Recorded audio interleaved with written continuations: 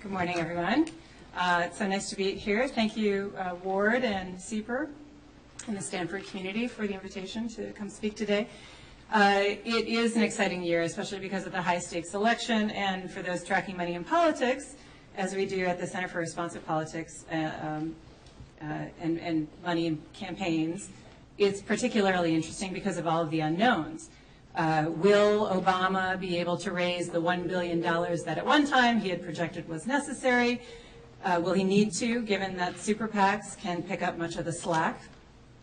Now that he's given them his blessing, particularly the Priorities USA PAC, Action PAC, to fundraise on his behalf, will the donors respond to the call and come to his aid? And Romney, on the other hand, has a number of PACs at his back, working to elect him, arguably the most powerful and well-funded super PAC and nonprofit operation, among others. American Crossroads, Crossroads GPS have together raised $100 million already, and that is a third of what all organizations, all outside organizations had raised in the previous 2010 midterm elections. So an enormous sum of money at this point in the cycle. And they had projected to raise $300 million for the whole cycle, just the two organizations, so equal to what all of the organizations raised and spent in the 2010 elections. We don't know yet if Romney will dip into his own pocket to self-finance his campaign like he did in 2008 to the tune of $45 million, though it looks unlikely he'll need to. Perhaps most importantly, we don't know who may swoop in the 11th hour of the campaign and drop huge money. A massive donation to one of these outside groups, a donation so big and so precipitous and late in the game that it's impossible to counter.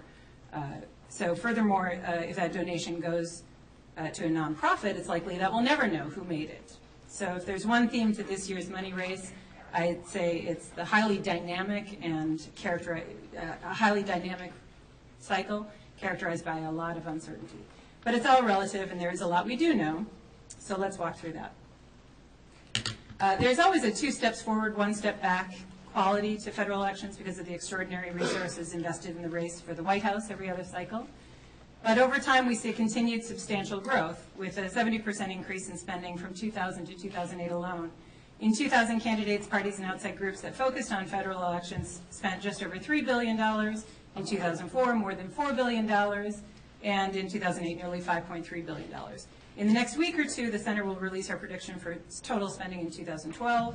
With all the talk of huge money in 2012, it may come as a surprise then that hard money, the money going to candidates, PACs, and parties, is actually lower than they were at this point in 2008, when there was a wide open, highly competitive presidential race, of course, on both sides of the aisle. In 2008, at this point, $2.2 billion was raised, and at this point it's under $2.07 billion. So what is absolutely certain, though, in this cycle is that outside money will make up a much larger portion of the funds.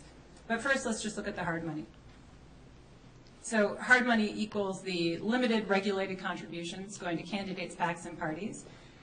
Indexed to inflation now after the 2002 Bipartisan Campaign Reform Act, otherwise known as McCain-Feingold, showing how much an individual campaign or PAC can give to any federally registered candidate, PAC, or party.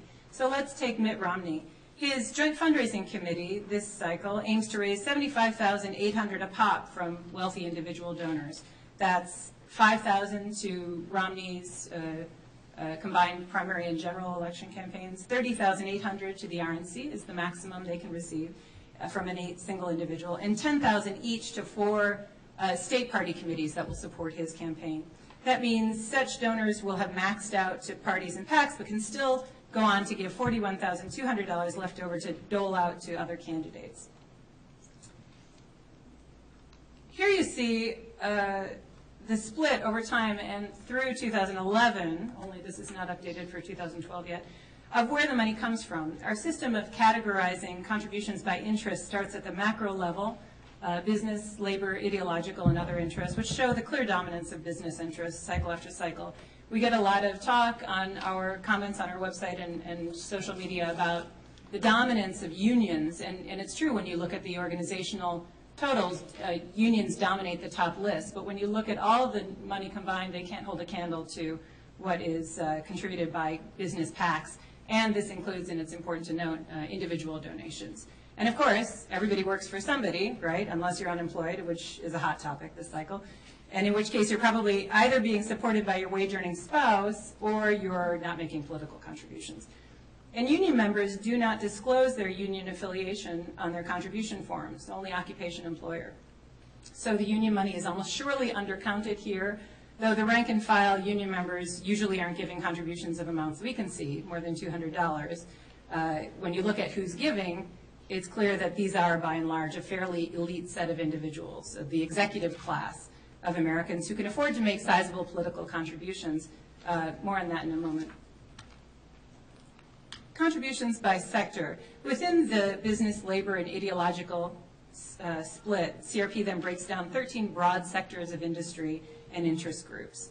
Every occupation and employer, from defense contractor to dog catcher, has a place within these categories, which were developed by reporter Larry Makinson 25 years ago based on what was then known as the government's standardized industrial codes, or SIC codes. Larry condensed thousands of SIC codes to just 400 categories, which grouped up into these 13 uber categories, all of this with an eye to congressional committee assignments and each committee's jurisdiction. Top industries. Within those sectors, those 13 sectors, we break the data into 100 industry interest groups. And as you can see, retired folks are take the #1 slot at this level, and this is fairly consistent over time. Clearly, these are not your average pensioners, but former titans of industry, and some of them still connected on some level to the companies they've technically left. Securities and investment, Wall Street, traders, et cetera, ranks second and is the largest industry within the finance, insurance, and real estate sector, or FIRE sector. And law firms come in third and are one of the most partisan industries as a perennial top donor to Democrats, just as oil and gas give 70% of their largesse on average to Republicans. Oil, though, is a much smaller industry and gives less than a third of what lawyers can pony up. Top individual hard money donors. In addition to categorizing by industry, CRP's research team standardizes by organization and applies a unique identifier for organizations mapping the child-parent relationships and to individual donors and their immediate family members, so that one can view the top donors within a cycle and over time. Here are the top donors to candidates, PACs, and parties within this cycle. And this is also where you'll see donors who delivered excessive contributions, which are often then reattributed to a spouse or redesignated for a different cycle, or eventually, presumably, returned, which amounts to a tidy loan for a time.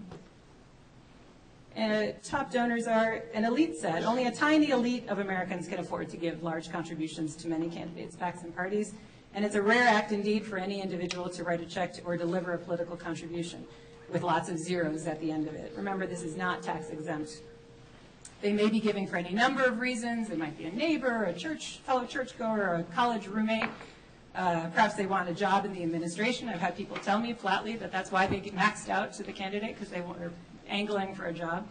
Or perhaps they've had business before the federal government, in which case they know, or believe anyway, that money helps grease the skids on their legislative agenda.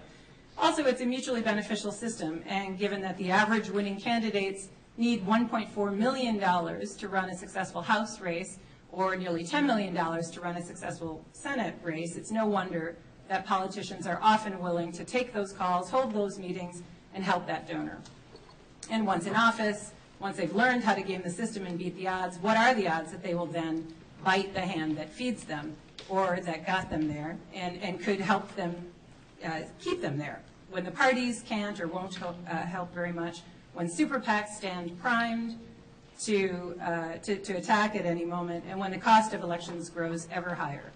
The onus placed on candidates in our system of financing political campaigns presents a huge challenge to elected officials who must spend as much or more time dialing for dollars as weighing the merits of legislation. Furthermore, they must, as Representative Barney Frank told Jimmy Kimmel recently, continually practice being ungrateful, which takes a lot out of you. Donors that give large contributions to candidates and parties account for 2/3 of the money. This is, again, just hard money. Money going to candidates, PACs, and parties. The much vaunted small donor revolution of Obama's 2008 campaign has not yet become the norm, and even Obama still raised and raises more money via large individual donations, particularly with the help of his bundlers. However, the Democratic Party committees have gotten religion on diversifying their donor base. The Republicans had done so decades ago via direct mail. And also Online Clearinghouse, Act Blue, has been an enormously successful online hub for supporting Democrats. Republican efforts at creating a similar online clearinghouse have faltered, though liberals argue that they don't need one, given Citizens United, the watershed event in campaign finance law post-Watergate. In this 2010 decision, the Supreme Court overturned decades of precedent to allow corporations and unions to spend Treasury money to directly fund political ads and other expenditures that expressly advocate the defeat or election of a candidate. And as is often the case, this lawsuit, in a nutshell, demonstrated the essence of the debate over campaign finance, I think. It's the tension, and some would say the healthy tension, between freedom of political speech and an abhorrence of censorship of ideas versus limits that may help, or many argue, help rein in corruption or the appearance of corruption and increase public faith in democracy. Certainly, given the comments of our users, who are fairly diverse ideologically, while they may disagree on whether money should be limited and on free speech rights for corporations and unions, from Tea Partiers to occupiers, they do find common ground in their belief that money has too much power to skew policy. Not surprisingly, given trends in soft money to the parties reported back in 1991 to 2002, this is arguably an even more elite set of individuals that are maxing out to the candidates and then moving on to deliver hundreds of thousands or millions of dollars to the super PACs and nonprofits that support that candidate. The top 100 donors have delivered 77% of the money reported by outside groups, or put another way, the 1% strikes again, providing nearly 2/3 of the money to super PACs so far this year. On the other hand, there are those who make the argument that super PACs paradoxically have had a democratic, with a small d, effect in the primaries.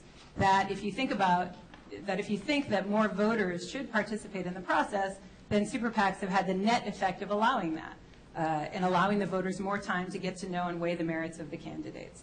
Though again, in the case of super PACs, these were very clearly elites versus elites keeping those candidates in play.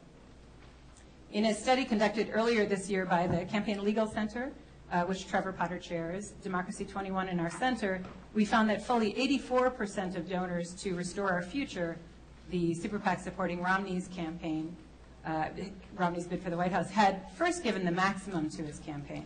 Bob Perry, shown here, has given a total of $6.6 million so far, making him the third top donor to outside groups following Sheldon Adelson and Harold and Nanette Simmons. We know this because whatever you think about super PACs, such as American Crossroads or Priorities USA Action, at least they disclose, which cannot be said of their nonprofit counterparts, like Crossroads GPS and Priorities USA. So Priorities USA Action is the super PAC, Priorities USA is their non-disclosing pocket. Groups registered as 501c organizations with the IRS need never disclose their donors. In fact, they needn't even tell the IRS how much total they've raised and spent until well after the elections where they've been active. Last year, we saw a huge spike in undisclosed money because of the Citizens United decision as compared to the previous midterm election in 2006. And predictions are that the proportion of undisclosed money used in 2012 is about to soar, heading into the general election. But as the chart indicates, at least for now, is unknown. Whether you call it outside money or soft money, delving into dozens of 990 tax forms on nonprofits and tracking the money from the contribution side, in our recent Shadow Money Trail series, we were able to uncover evidence of multi-million-dollar transfers to non-disclosing nonprofits. Our concern this series exposes is how inherently political groups get around the IRS requirement that most of its spending be for social welfare, and that's particularly for the 501c4 organizations. They get around that requirement that they be focused on social welfare purposes to maintain its tax-exempt status by essentially laundering money through other like-minded, politically active tax-exempt organizations.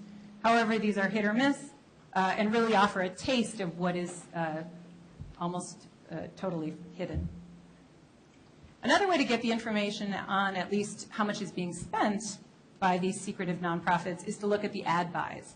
Easily done if you have a lot of money. You can buy a subscription to the data sold by Cantor Media CMAG, a for-profit corporation that sells access to information on ad buys. However, for the unwashed masses, such as ourselves at the center, getting this data takes heroic efforts, physically going to each and every station where reports on political ads and electioneering, thinly veiled as issue ads, are technically available. As long as you're willing to fight the station staff who don't want to give up their competitive data on ad buys, nor do they want to take the time to help. And there have been some campaigns, one by the New York Times, one by ProPublica, others, to harness the power of the crowd to go out there and find these reports, gather them, scan them, and create a kind of collective repository of them. Fortunately, the FCC has now voted to require stations in 50 markets, the 50 largest markets, to post that data online. But as you can see from this map, where red states are unaffected, that's going to miss a lot of data in hot races. So what is it spent on? Looking at Obama, you'll see what's typical in other campaigns too. Heavy emphasis up until now on the ground game with high administrative costs, with attention and spending likely shifting more to media as the general election campaign heats up.